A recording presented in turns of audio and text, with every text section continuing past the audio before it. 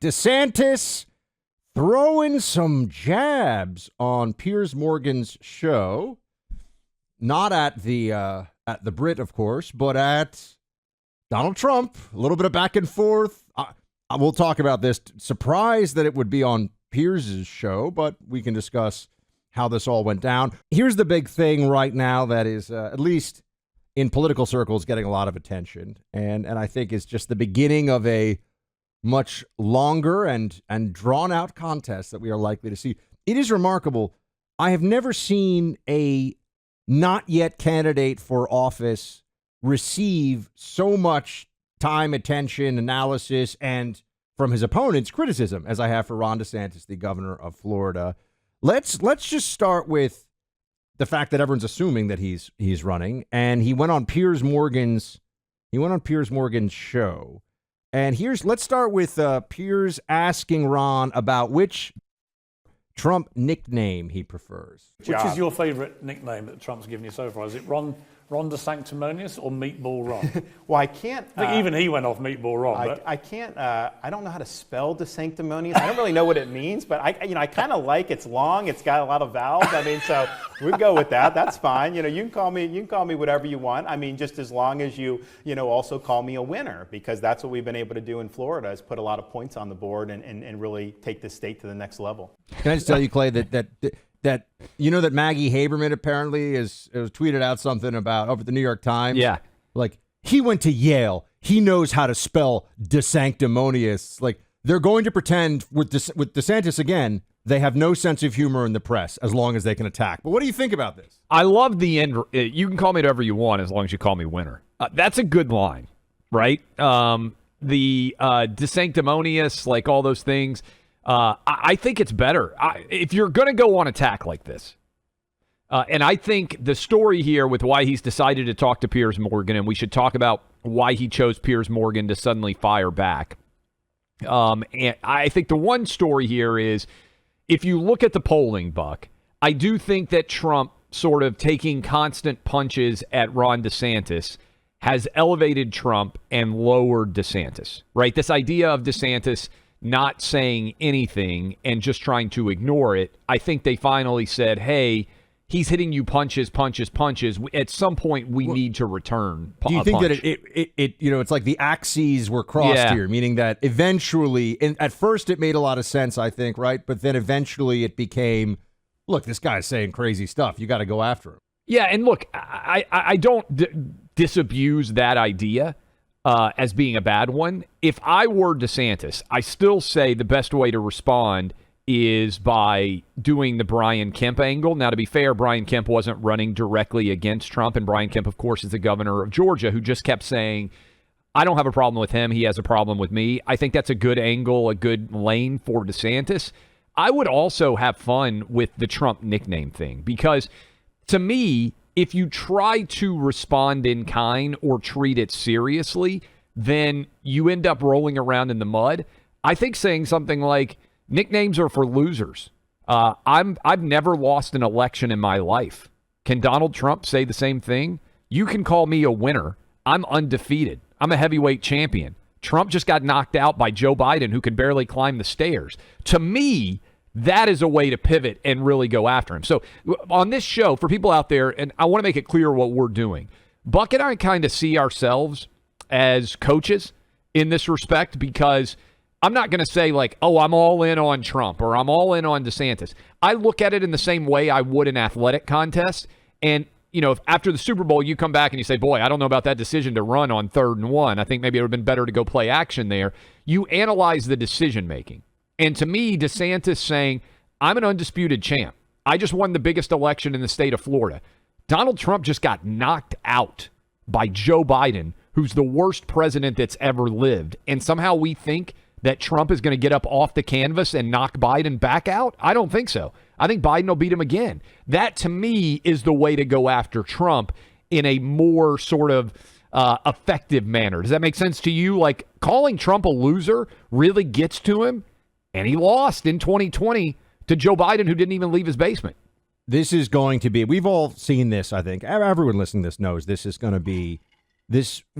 to be litigated, this wound, so to speak, was going to be reopened over 2020 because any opponent of Trump's is going to say, doesn't matter whether you want to complain about the refs, doesn't matter if you say that they cheated and it's unfair, you lost.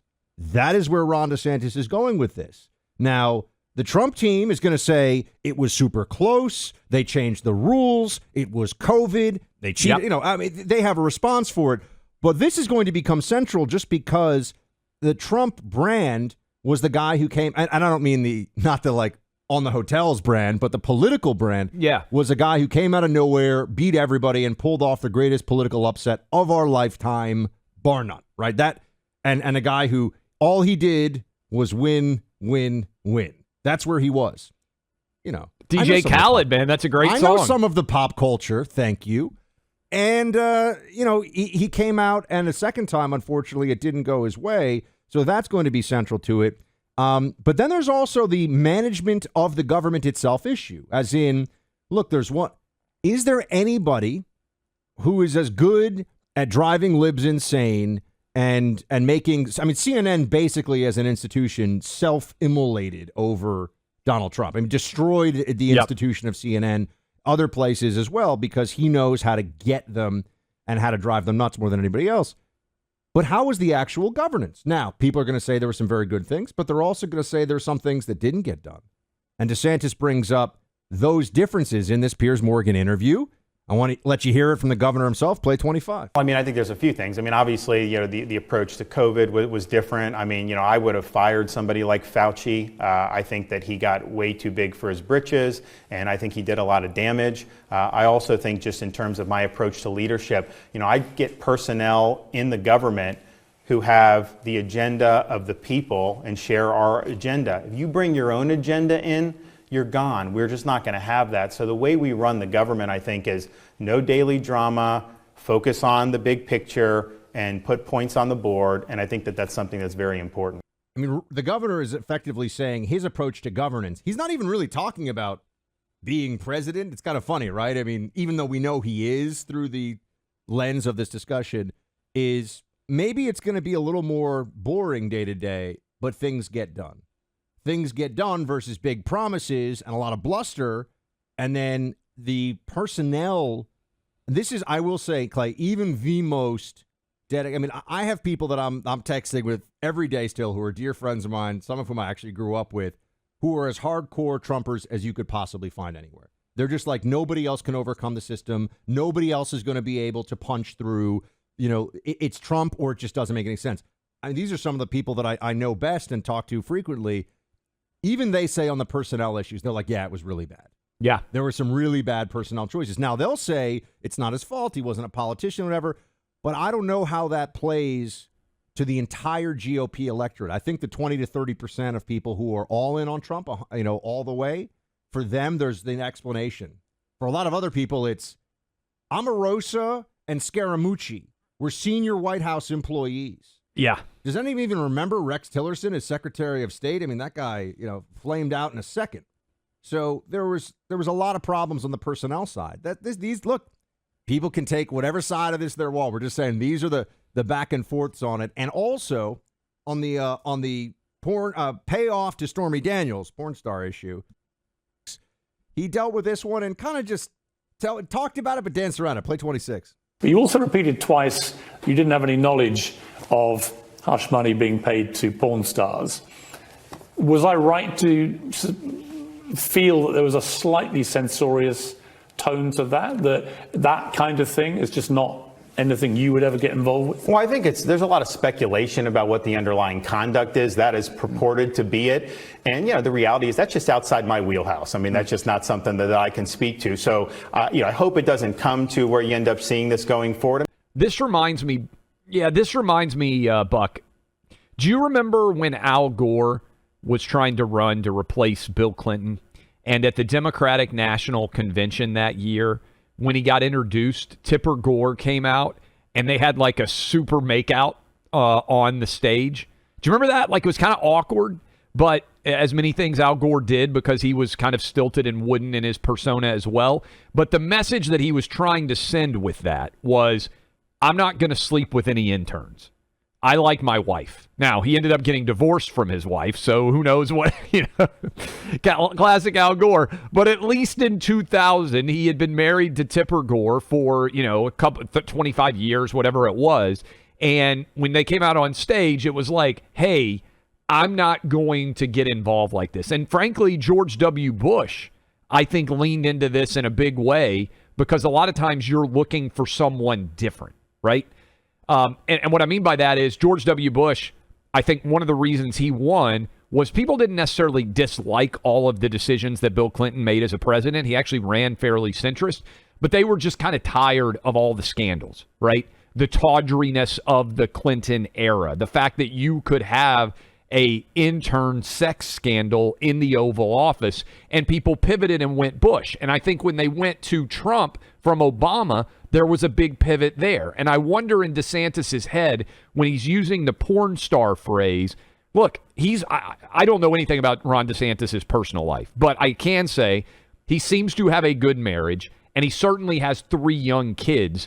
It is very different than Trump, who is on his 3rd wife and certainly has had all sorts of personal peccadillos that have been in the public. So this feels a little bit like, to me, the pivot from George Bush after Clinton, the pivot even Al Gore tried to follow of DeSantis saying, hey, I'm not an expert in sex with porn stars, but I can figure out how to get CRT out of your schools, right? That, to me, feels like the argument that he's trying to make, but I don't think he gets there, right? And I when we come back, Buck, I think the question of why Piers Morgan? Like, why is he the guy that this is the avenue through which these attacks come? A rabidly anti-Second Amendment, COVIDian, Fauciite worshipping, left-of-center guy. Yes, he believes in free speech. That's nice. There's a lot of other things that I think. Ask Piers Morgan about climate change. Ask Piers Morgan about the Second Amendment. See what he has to say. Why Piers Morgan?